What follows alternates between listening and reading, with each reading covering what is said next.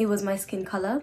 Cry your tears, but wake up in the morning, drink your water. Guys, don't get dehydrated. You can't be having cracked skin and a heartbreak at the same time. Eat your veg. You don't want to get constipated either. When you look at your body, guys, when you look at your body, you're fine, babe. Let nobody tell you otherwise.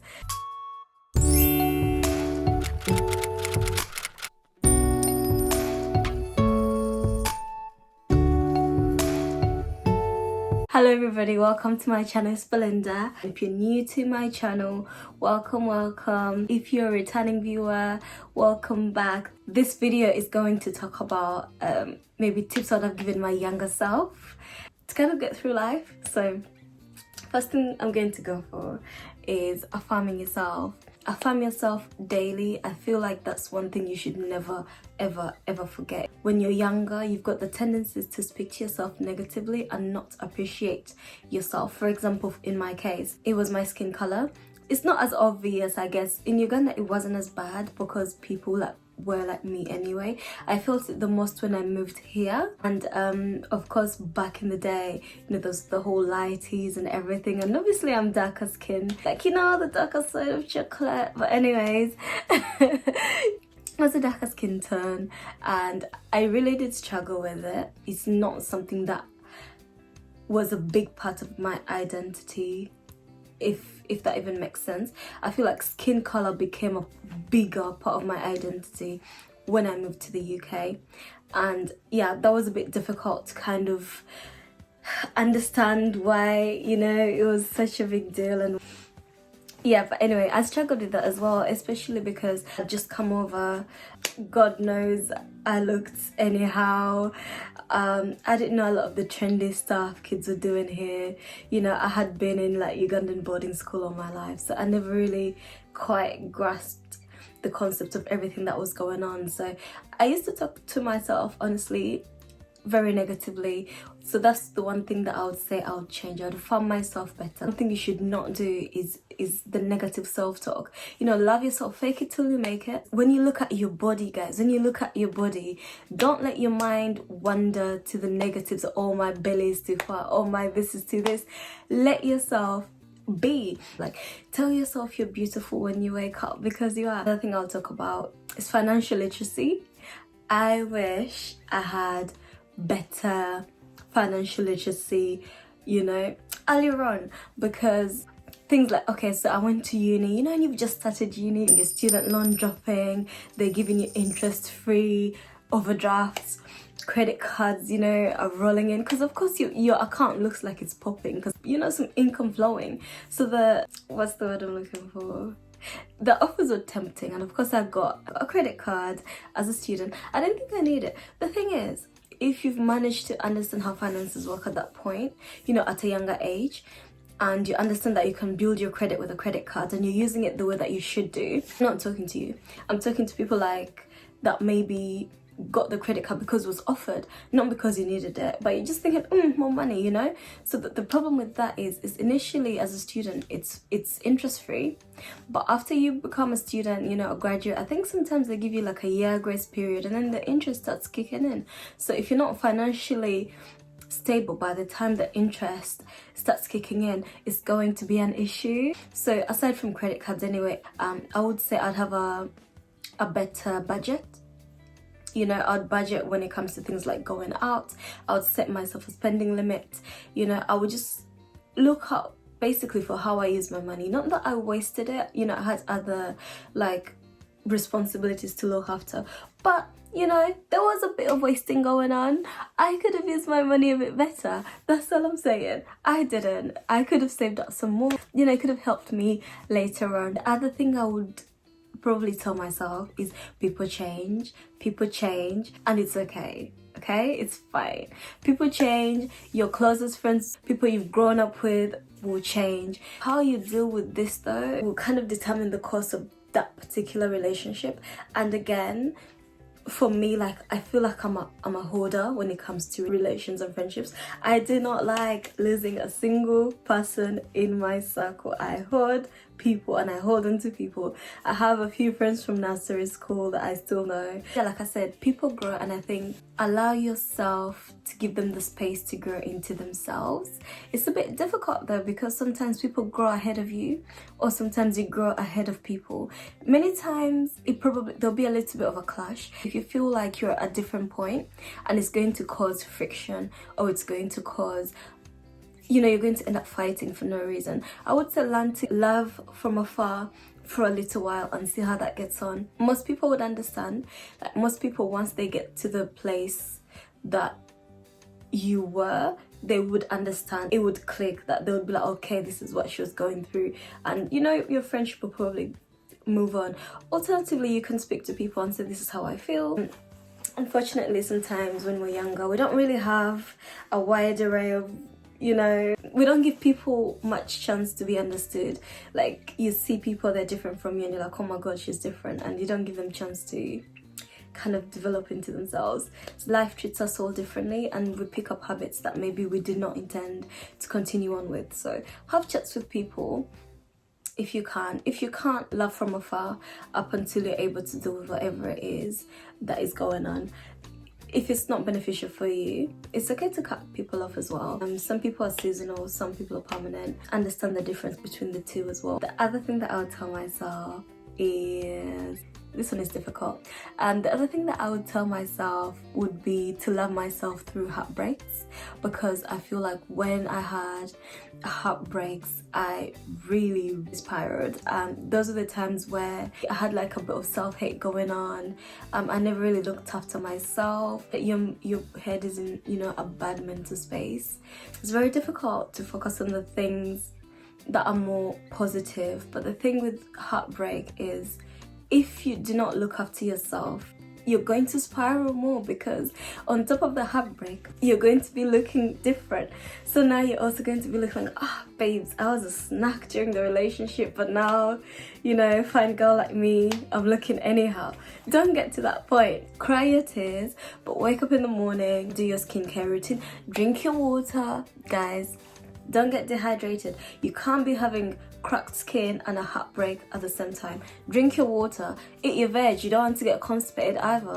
Okay, you'll be fine eventually. And now that I think about it, some of the tears I cried, why? Anyways, moving on. The other thing that I'll probably I'd like to touch on is to allow yourself to make mistakes. I've always been very, very hard on myself, but I think as I've grown, I've learned to be a little bit easier on myself, because for example, when I was going into uni and I failed, I didn't fail, sorry, I didn't get the grades that I needed. The fact that is still at the back of my head is crazy. I didn't get the grades that I needed to get into uni first time. Initially I wanted to do medicine. It didn't quite happen.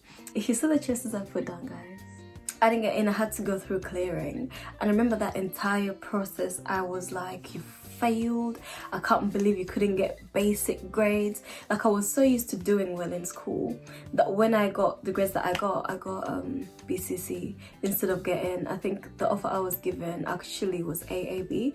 So to me I felt like, so I was very, very hard on myself for no reason. I got into uni, you know, did a degree, and then after that degree I was so hard on myself as well, because I was thinking, oh my god, you have no graduate job, this. But no, guys, give yourself time and let yourself be. If life doesn't go as you planned it in your head, leave it. Be like, okay, it didn't go to plan. You're still young, you've got a lot of time. You're allowed to change your mind. Fail as much as you can, but what you shouldn't do is dwell in that failure. Always pick yourself up and keep going, because there's other things, there's other paths that you can take to get to that destination that you need to get to.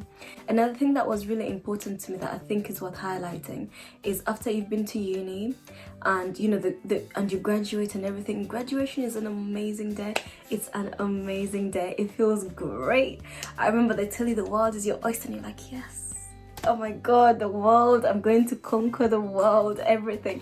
So that feeling, for some people like me, for me, it quickly dissipated when I started looking for jobs and I couldn't find any, and like working in jobs that were not in the field that I started. So I did psych with neuroscience first. So that's the kind of the field that, you know, neuropsych was really, really my big passion. But anyway, what I was trying to say is there's a possibility of getting some form of depression after you graduate. It's a possibility. I think it happens to a lot more people than we realize. And I would say if you're about to graduate, just kind of be aware that it can happen. Make sure that you're doing things to encourage yourself to keep going and keep being out there, you know, meet up with your friends, speak to people, speak to careers advisors, make use of the careers team in your uni as much as you can. I didn't, again, because I was always so scared to approach people. But I'd say if you're still in that space, make use of the careers team, write your CVs, write your cover letters, have people check them. They love to check them, get feedback, you know, try to find jobs if you can whilst still at uni, because that cuts up a lot of your time, you know, after. It doesn't guarantee a job, but you get some experience of how to do it. I didn't do any of it during my first degree, so maybe that's why I struggled a lot, because I didn't know how to structure CVs, cover letters. There's a lot I didn't know how to do, so I struggled, went through quite a big period of depression anyway, where I was just feeling that, like, you know, I was a failure at everything that I had done up until that point, because I didn't have a graduate job. But anyway, eventually throughout all this, I decided, okay, you can't stay there. What else can you do? Are there any other career options? I was passionate about nutrition. I started doing deep research. Funny enough, I didn't even know about dietetics before I got into it, but it was through my research and like speaking to people and trying to understand the different fields that are available here that I found out about it. And it was like the perfect, like when I read the description and I read the course content, it was like the perfect blend of science and food and disease, and I loved it. Okay, I'm weird. The other thing that I would say is do those things that really scare you. It's very cliche, you've probably heard it before, but I would say do it. Whatever idea you've got, business ideas, even if it's just going back to school, like there's some things that you should just do. Like for me, the point that I decided to go back to uni, I was 23, 24. I decided to go back to uni, bearing in mind at this point many of my friends had started getting graduate jobs that were nice, like they were making moves financially. In my head it felt like I was going back to square one, like going back to the drawing board, and everybody's going to be far ahead of me. And I remember actually speaking to some people and their biggest worry was, oh, how about marriage and how about kids? And I remember thinking to myself, listen, if I keep going like I'm going right now, none of this is going to happen regardless. The next 4 years will happen to me, whether or not I go to school or I don't. So at some point it was a bit of a risk because I was really apprehensive about the decision. But anyway, I did it and I feel like it paid off. So have the courage to do things and start businesses and start things like YouTube channels if you want to. There's no timing.